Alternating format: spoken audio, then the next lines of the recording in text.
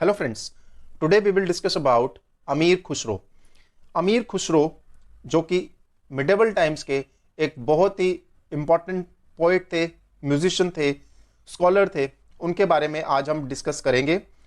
अमीर खुसरो की अगर बात करें तो इन्होंने 3 डायनेस्टीज को देखा था, Mamluk dynasty, then Khilji dynasty and third Tughlaq dynasty.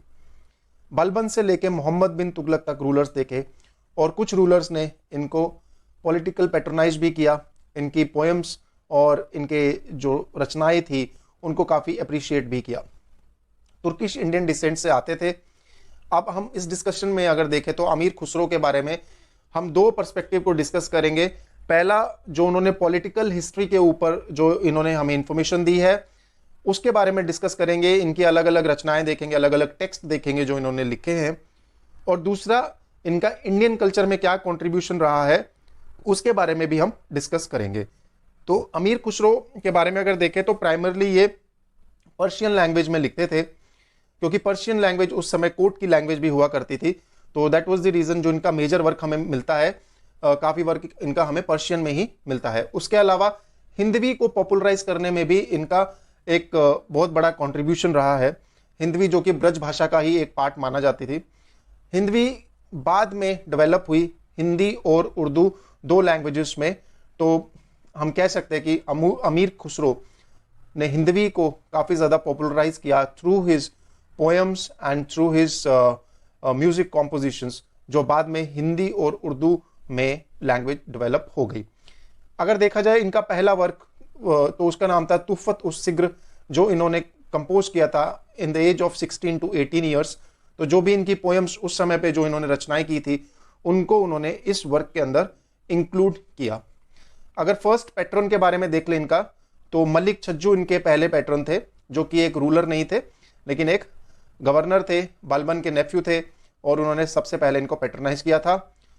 उसके बाद बुगरा खान के कोर्ट में भी, जो कि बंगाल का गवर्नर था and he was son of Balban, उसके कोर्ट में भी खुसरो ने एज अ पोएट, जो कोर्ट पोएट का जो है काम किया।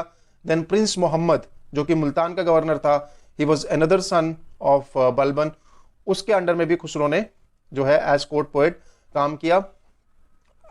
जब मंगोलों ने मुल्तान के ऊपर अटैक कर लिया उस समय खुसरो को बंदी बना लिया गया और बाद में दिल्ली सुल्तान की तरफ से रैंसम दिए जाने के बाद खुसरो को छोड़ा गया। तो खुसरो मंगोलों के अगेंस्ट में काफ़ी हेट्रेड भरी जो है इनकी रचना में हमें दिखती है। इनकी अलग अलग बुक्स में ये मंगोलों को काफ़ी क्रिटिसाइज करते हैं। देन कैकबाद जो कि बलबन का सक्सेसर था, उसके अंडर में he was a court poet, और इन्होंने अपनी पहली मसनवी उस समय लिखी जिसका नाम था किरान उस सदैन। जलालुद्दीन खिलजी के समय पे खुसरो ने मिफ्ता उल फुतूह जो है अपनी टेक्स्ट लिखी थी। इसमें जलालुद्दीन खिलजी की विक्ट्रीज के बारे में ये हमें इंफॉर्मेशन देते हैं। जलालुद्दीन खिलजी ने ही इनको अमीर का टाइटल दिया था। देन अलाउद्दीन खिलजी के समय पे हालांकि इनको उतना ज़्यादा पैटर्नाइज नहीं किया गया था, लेकिन यही समय था जब खुसरो ने अपनी बहुत सारी जो टेक्स्ट है वो लिखी थी, और माना जाता है कि खुसरो के अगर जीवन काल में देखा जाए तो ये उनका सबसे प्रोडक्टिव पीरियड था। सो अलाउद्दीन खिलजी की पॉलिटिकल हिस्ट्री इन्होंने खजाए उल फुतूह में लिखी है। इसमें इन्होंने अलाउद्दीन खिलजी के मिलिट्री कैंपेन्स, उनके एडमिनिस्ट्रेशन के बारे में, और जो जो कंस्ट्रक्शन वर्क अलाउद्दीन खिलजी ने करवाए थे उनके बारे में इस टेक्स्ट में हमें इसका इंफॉर्मेशन मिलती है।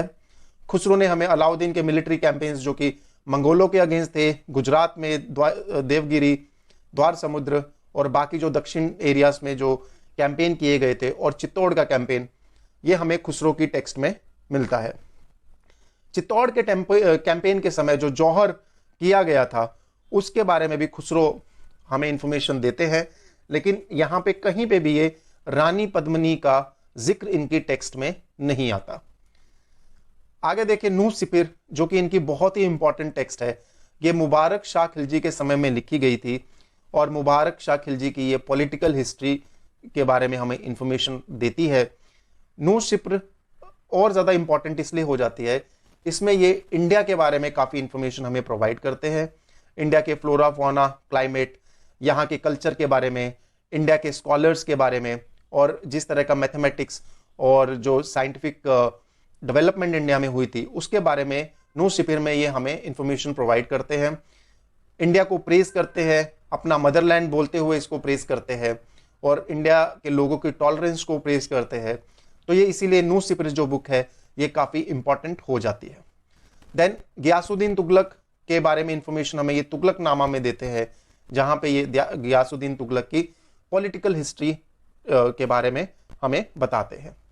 अगर बाकी जो कल्चरल वर्क्स जो है खुसरो के हम देख ले, जिसमें काफ़ी जो कुछ टेक्स्ट थे वो रोमांस से भी रिलेटेड थे, तो उसमें ये इजाज़ खुसरवी, हश्त बिहिश्त, मजनून लैला, आयन सिकंदरी, शीरीन खुसरो, देवल देवी खिजर खान, किस्सा चाह दरवेश, जवाहर खुसरवी, तो ये सारे रोमांटिक नहीं है, लेकिन इसमें से कुछ टेक्स्ट जो है वो रोमांटिक है और काफ़ी ज़्यादा इसमें हमें खुसरो हमें कल्चरल इंफॉर्मेशन भी प्रोवाइड करते हैं इन टेक्स्ट में। तो इसीलिए ये टेक्स्ट काफ़ी जो है इम्पॉर्टेंट हो जाती है। जहाँ तक हम मजनून लैला की बात करते हैं तो ये खुसरो ने, जो इसके ओरिजिनल ऑथर है वो खुसरो नहीं थे, तो हालांकि खुसरो ने इसको पर्शियन में इंडिया में लिखा है। देन अगर हम इनका म्यूजिक में कंट्रीब्यूशन देख ले तो काफ़ी ज़्यादा इनका कंट्रीब्यूशन आता है जब ये इंस्ट्रूमेंट्स को इन्होंने इन्वेंट किया, लाइक तबला और सितार जैसे इंस्ट्रूमेंट इन्होंने इन्वेंट किए। देन कवाली जो एक म्यूजिकल स्टाइल है, तराना म्यूजिकल स्टाइल है, इसको इन्होंने इन्वेंट किया और गज़ल को इंडिया में इंट्रोड्यूस किया, जो कि काफ़ी आने वाले समय में बहुत ही पॉपुलर ये एक म्यूजिक स्टाइल बन गया। और हिंदुस्तानी म्यूजिक को इस तरह से एक शेप देने में इन्होंने कंट्रीब्यूशन किया है हिंदुस्तानी म्यूजिक में। हजरत निजामुद्दीन औलिया जो कि एक सूफी संत थे, उसके डिसाइपल थे ये, और उनके टीचिंग्स को लेते हुए भी इन्होंने एक बुक लिखी है अफजल उल फवैद, जिसमें ये हजरत निजामुद्दीन औलिया की टीचिंग्स के बारे में हमें बताते हैं।